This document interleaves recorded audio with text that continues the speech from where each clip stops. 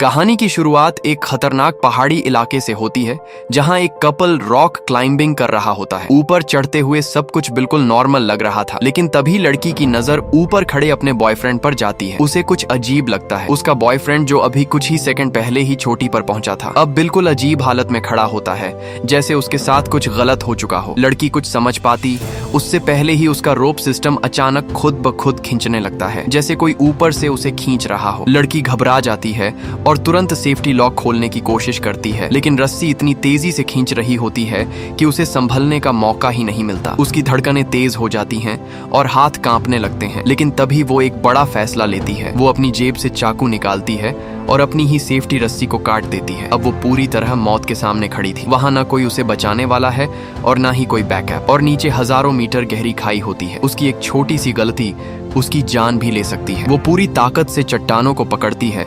तेज धूप और गर्मी से उसकी अंगुलियों छिल जाती हैं और खून निकलने लगता है। जरा सी चूक उसकी जान ले सकती है, लेकिन वो हार नहीं मानती। वह धीरे धीरे अपने बॉयफ्रेंड की तरफ बढ़ने लगती है। वह अपने बॉयफ्रेंड से बहुत प्यार करती है, जिससे उसे लगता है कि शायद वो अभी भी जिंदा है, लेकिन तभी उसका पैर फिसल जाता है और अगले ही पल वह हवा में लटक जाती है। वो नीचे गिरती है, लेकिन किस्मत उसका साथ देती है और वह सीधे नीचे गिरकर अपने बॉयफ्रेंड के पास आ जाती है और उसकी जान बच जाती है। लेकिन जब वो उठकर उसे देखती है तो वह पूरी तरह से टूट जाती है, क्योंकि उसका बॉयफ्रेंड मर चुका होता है। उसकी आंखें खुली होती हैं, जैसे वो मरने से पहले किसी खौफनाक चीज को देखा हो। वह समझ जाती है कि यहाँ कुछ तो गड़बड़ है। तभी उसे जंगल के अंदर से पत्तों की सरसराहट और टूटती टहनियों की आवाज आने लगती है। कोई चीज उसकी तरफ तेजी से बढ़ रही होती है और ये कोई जानवर नहीं था, कुछ और था, कुछ बहुत खतरनाक। लड़की बिना पीछे देखे भागती है।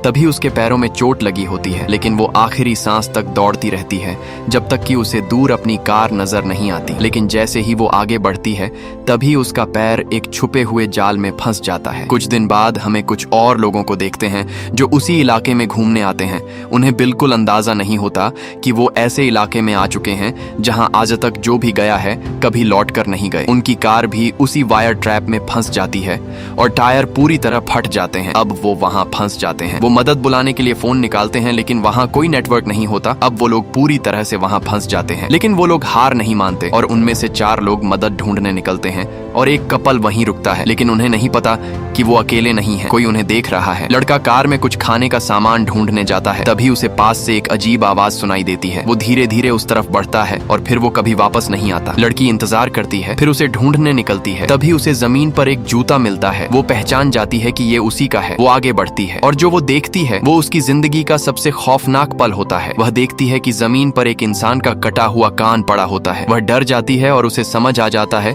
कि ये कोई मजाक नहीं है। उधर बाकी 4 लोग जंगल के अंदर चलते चलते एक पुराने लकड़ी के घर तक पहुंचते हैं। घर देखने में ऐसा लग रहा था जैसे यहाँ कोई नहीं रहता हो। घर के बाहर टूटी फूटी गाड़ियां खड़ी होती हैं, जिन पर खून के निशान होते हैं।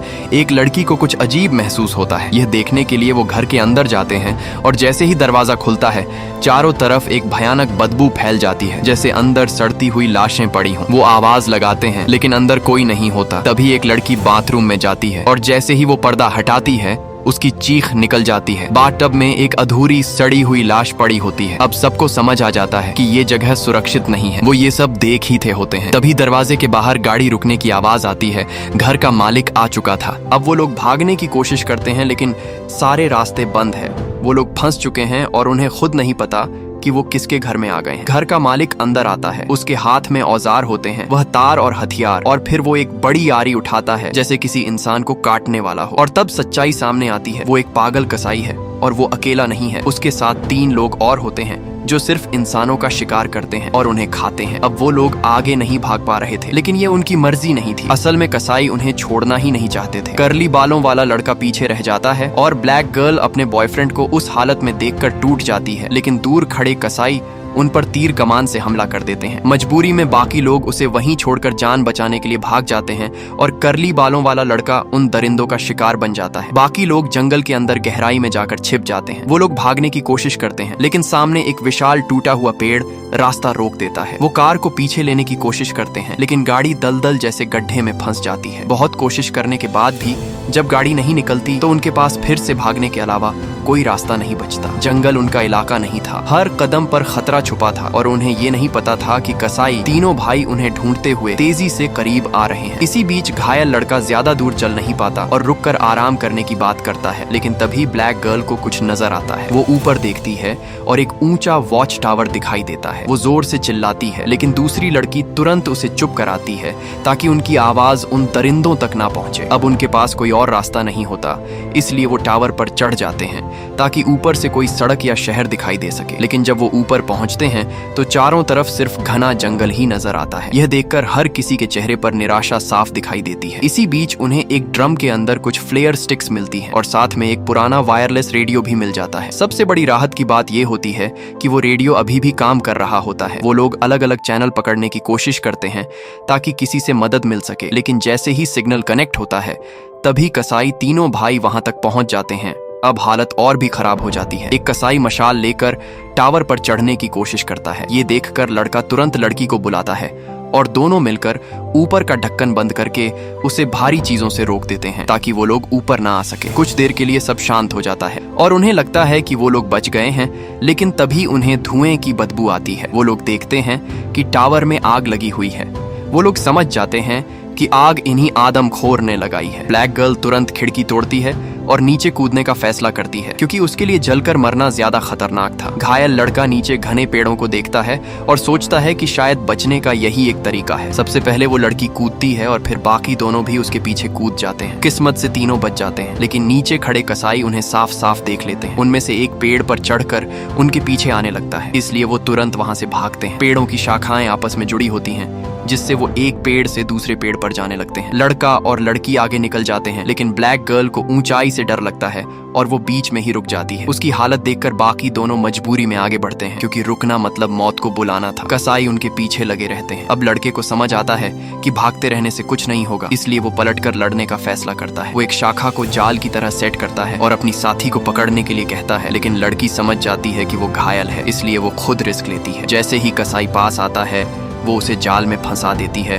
और वो नीचे गिरकर मर जाता है। बाकी दोनों भाई ये देखकर और ज्यादा गुस्से में आ जाते हैं। इसी मौके का फायदा उठाकर दोनों एक गुफा जैसे स्थान में छिप जाते हैं। कुछ पल के लिए लगता है कि वो बच गए हैं, लेकिन उन्हें पता है कि अभी भी वो लोग सुरक्षित नहीं हैं। इसलिए वो बिना रुके आगे बढ़ते हैं और बहुत मुश्किलों के बाद एक पहाड़ी की चोटी पर पहुंचते हैं, जहां से उन्हें दूर एक सड़क दिखाई देती है। पहली बार उन्हें लगता है कि शायद अब वो बच जाएंगे, लेकिन तभी अचानक एक कुल्हाड़ी उनकी तरफ फेंकी जाती है। लड़की को पीछे से पकड़ लिया जाता है और लड़का नीचे लुढ़क जाता है। तभी सड़क पर एक पुलिस की गाड़ी आती है। लड़का पूरी ताकत लगाकर नीचे भागता है और गाड़ी को रोकता है। उसे लगता है कि अब सब खत्म हो गया, अब वो सुरक्षित है। वो पुलिस वाले को सब कुछ बताने ही वाला होता है कि तभी अचानक कसाई पीछे से आकर पुलिस वाले को मार देता है। अब उम्मीद फिर से टूट जाती है। लड़का तुरंत पुलिस की गाड़ी में बैठकर भागने की कोशिश करता है, लेकिन उसे पता चलता है कि चाबी तो उसी पुलिस वाले के पास ही है। डर के मारे वो गाड़ी के नीचे छिप जाता है। तभी कसाई वहां आकर चाबी उठा लेता है और गाड़ी के आसपास उसे ढूंढने लगता है, लेकिन वो किसी तरह बच जाता है। फिर वो गाड़ी के नीचे ही छिपकर